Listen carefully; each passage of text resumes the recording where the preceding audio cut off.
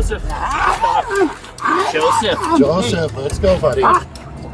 Joseph, what are you doing? What are you doing? Stop. Just roll over. Come on, Joseph. Joseph, put your hands behind your back. Joseph, stop before somebody uses against you. Place your hands behind your back, Joseph. On October 17th, 2024, Albuquerque Police Bike Unit responded to a gas station for a repeat trespass call. The subject was identified as 68-year-old Joseph Cordova. What began as a citation contact escalated when dispatch confirmed multiple outstanding felony warrants. Cordova resisted arrest and spat on officers. 2 weeks later, all charges were dismissed. Here is what the law says about every decision made in this encounter. Bike 72 PD. Bike 72. Can you please show myself and bike 71 on a 31 Sam at 3801 Central? The suspect was identified as 68-year-old Joseph Cordova. Joseph, why are you still here, dude? We ask you to leave every day. Okay, so here's what's gonna deal. Stay seated for me right now, Joseph. Joseph, stay seated. Okay, at this time we're gonna write you a citation, okay, for hanging out here, all right? So just hang out here. Let us give you that citation, and then you'll be good to go on your way, okay? All right, I appreciate it.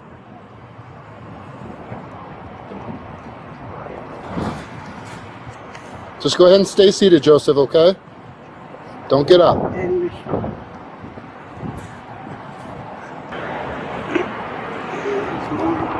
Huh?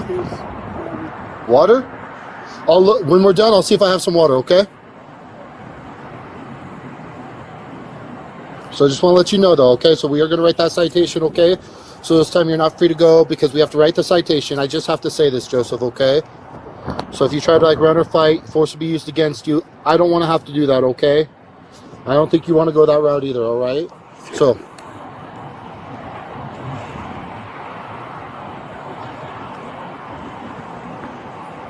Once we give you the citation, I'll see if I have a water.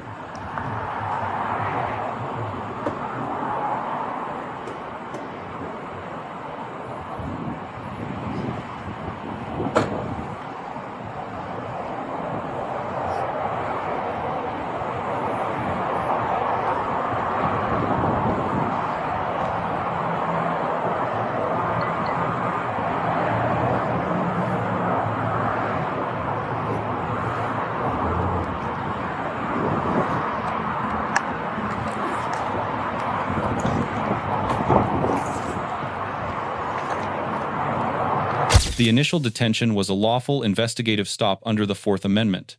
Officers had reasonable, articulable suspicion based on the trespass report. Satisfying Terry v. Ohio, Cordova was not free to leave while the citation was being processed. That is a lawful temporary seizure. Officers provided advance warning that resistance would result in the use of force. This was legally appropriate and consistent with Albuquerque Police Department use of force policy. Standard Operating Procedure 252. When dispatch confirmed the felony warrants, the nature of the contact changed entirely. An outstanding arrest warrant constitutes judicial pre-authorization for custodial arrest under the Fourth Amendment. The United States Supreme Court reaffirmed this in Utah v. Strieff, 579 United States, 232, holding that a lawful arrest warrant purges the taint of any prior Fourth Amendment concern. Officers were legally obligated to execute the warrant. Discretion to release Cordova did not exist.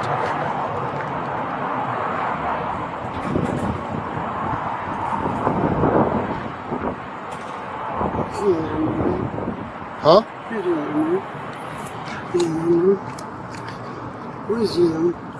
Where's the what? The B number? I don't know what you're referring to, brother. I'm sorry.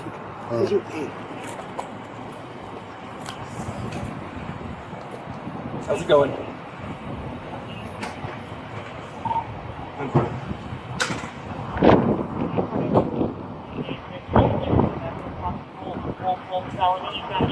While issuing the citation, dispatch informed the officers that Joseph has multiple felony warrants out for his arrest. Some food? Yes, please. Okay. Just one sec, okay? We're checking some things here, Joseph. Just waiting for the radio, Joseph.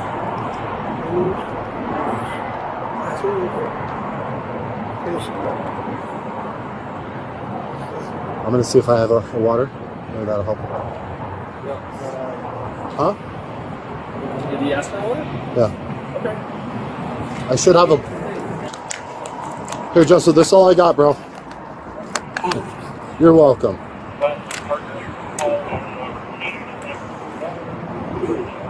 After waiting for dispatch to confirm the warrants, officers attempted to place Joseph under arrest. However, Joseph refused and began resisting. All right, Joseph, you're under arrest for a felony warrant. If you try to fight or flee, force will be used against you. So, hey, Joseph, listen to me. You have a felony warrant, okay? So we have to take you to jail for that, okay? Like my partner said, if you try to run or fight, force will be used against you. Let's make this easy, okay, Joseph? Just place your hands behind your back for me, okay? Come on, Joseph. Behind your back. Drop the Let's pen. go, Joseph. Come on, Joseph. Joseph, stop. Joseph. Joseph, let's go, buddy. Joseph, what are you doing? What are you Joseph, doing? stop. Just roll it over. Come on, Joseph. Joseph, put your hands behind your back. Joseph, stop. The force will be used against you. Place your hands behind your back, Joseph.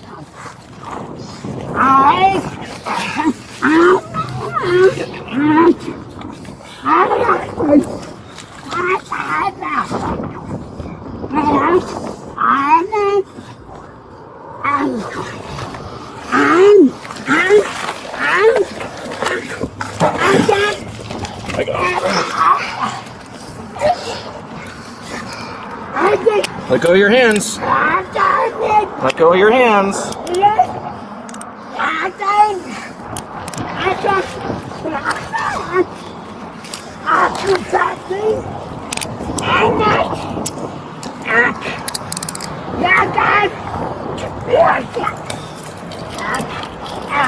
Okay, Joseph. Quit moving. Joseph, stop. Trying to lock your cuffs so they don't tighten up on you, man.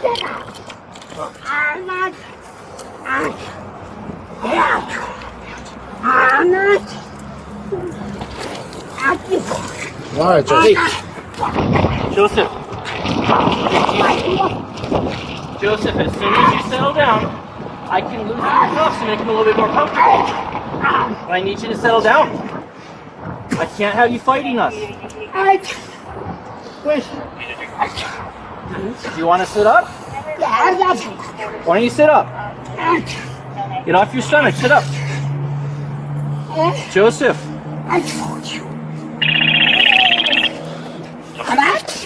There we There you go. go. Hey.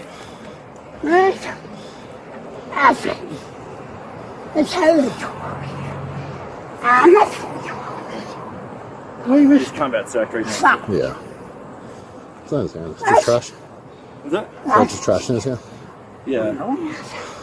Better. Yeah, it's just trash. I'm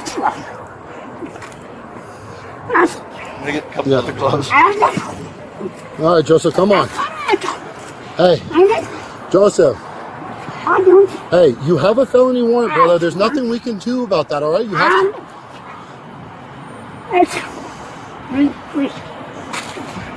When Cordova refused commands and physically resisted, officers applied the use of force continuum correctly. They escalated from verbal commands to soft, empty hand control, then to hard, empty hand control. No weaponized, less lethal devices were deployed. No strikes were observed throughout the entire encounter. The governing standard is Graham versus Connor, 490, United States, 386. 1989. Force must be objectively reasonable from the perspective of a reasonable officer on the scene at that moment, not judged with the benefit of 20/20 hindsight. The court identified 3 factors: the severity of the crime, whether the subject poses an immediate threat, and whether the subject is actively resisting. All three factors here supported the level of force applied. Felony warrants. Active resistance.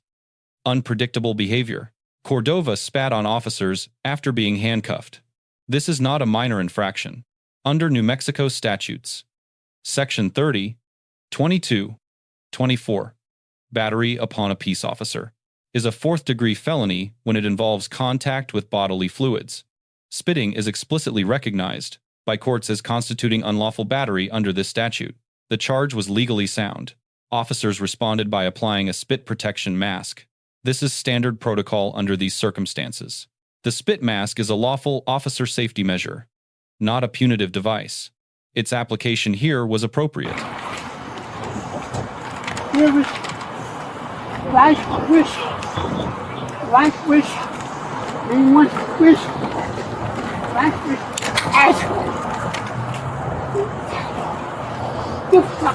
Hey, Joseph, we got to get you in the back of the car, okay? So you want to help stand up?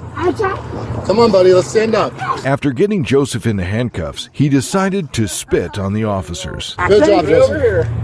Oh, don't spit on me. That's another charge. Like spit. Come on.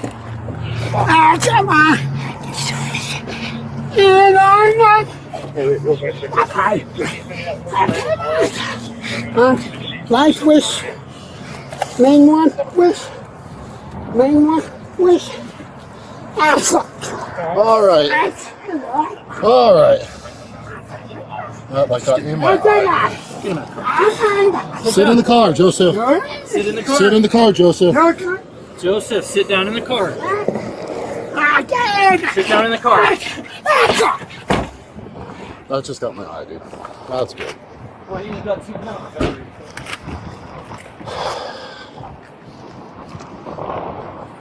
Fuck, dude.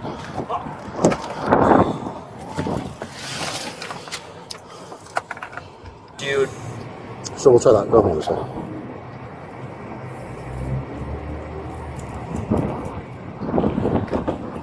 All right, Joseph. We got to put a mask on you, all right, bro? You have to wear that because you're spitting on us. life wish, main one wish, life, main I one. didn't appreciate you spitting in my face, dude. Joseph was transported and booked into the Metropolitan Detention Center on charges of battery on an officer and criminal trespass. Court records indicate that 2 weeks after his arrest, Joseph was ruled incompetent, and as a result, all charges were dismissed. Court records indicate Joseph has a lengthy criminal history, which include charges of aggravated battery, child abuse, and burglary that date back to 2009. Court records also indicate that in April of 2025, Joseph was arrested 3 times for shoplifting and criminal trespass, followed by another 2 arrests for separate criminal trespassing incidents. Thought I had good rapport, and the second we told him he was going to jail for his warrant, nope. He didn't like it. Didn't like that, dude. He didn't want to go to jail.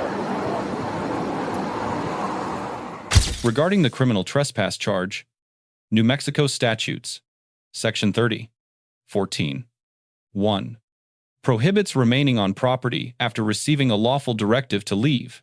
Cordova had been warned repeatedly. The citation was legally sufficient for detention. When warrants were confirmed, it became legally irrelevant to the arrest authority. The warrant provided independent and complete grounds for custodial seizure. Cordova's resistance also implicates New Mexico statutes. Section 30, 22, 1, which criminalizes resisting, evading, or obstructing a peace officer in the lawful execution of their duties. There is no legal right to physically resist a lawful arrest in New Mexico.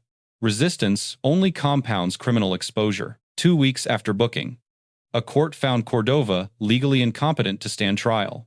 Under Pate v. Robinson, 383, United States 375, 1966. An individual who cannot understand the proceedings against them or assist in their own defense cannot be tried. The competency ruling triggered mandatory dismissal of all charges. This is constitutionally required, not discretionary. The dismissal does not mean the officers acted unlawfully. It means the legal process responded appropriately to a subject who lacked the mental capacity to participate in criminal proceedings. Officers receive a grade of A-. Legal compliance was strong throughout the encounter. De-escalation was genuine and sustained. Force applied was proportionate and within constitutional parameters. Minor deductions for post-arrest candid remarks that could present a professional appearance concern. Joseph Cordova receives a grade of D. He resisted a constitutionally valid arrest. He committed battery on a peace officer, a fourth-degree felony. The competency finding provides context, not legal justification. The subsequent competency ruling reflects that Cordova's conduct was driven by cognitive impairment, not deliberate choice. This case highlights three critical lessons for law enforcement and the public. First, mental health crisis indicators must be assessed early. Cordova's repetitive vocalizations during the struggle may have signaled cognitive impairment.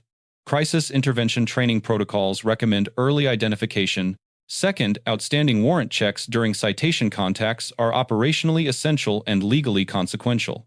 Warrant confirmation transformed a civil citation into a mandatory felony arrest. The check was the turning point. Third, bodily fluid battery carries felony-level consequences. The public should understand that spitting on an officer is not a minor act of defiance. It is a felony under New Mexico law, prosecuted as seriously as physical assault. Let us know if there is an interaction or legal topic that you would like discussed in the comments below. Thank you for watching. Do not forget to check out Street Bodycam for even more police interaction and courtroom content.